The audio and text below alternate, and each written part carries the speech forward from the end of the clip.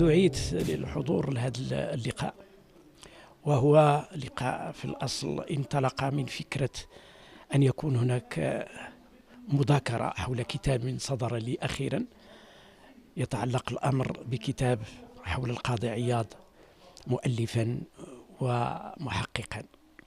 يعني من أجل هذه الغاية يأتي هذا اللقاء مع هذه المؤسسة التي هي تنهض بهذه الجوانب الثقافية بمدينة مراكش. في الحقيقة أنا في غاية السعادة أن أكون من ضمن اهتمامات هذه المؤسسة أن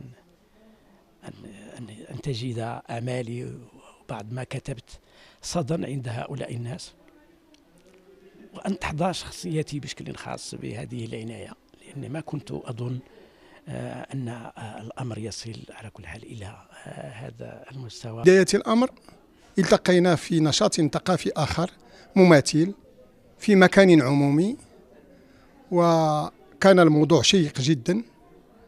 وأثناء النقاش وبعد اللقاء اقترحت على رئيس مركز عناية الأستاذ مصطفى غلمان لما لا نخرج بهذه الأنشطة من هذه الفضاءات العمومية إلى الفضاءات الخاصة.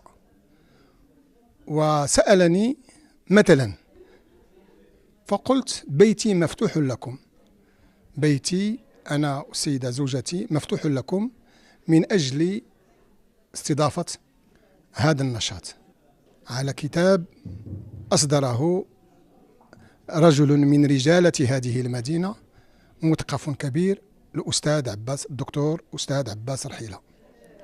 الكتاب يتعلق بالعلامة بمفكر كل الأزمنة القاضي عياض.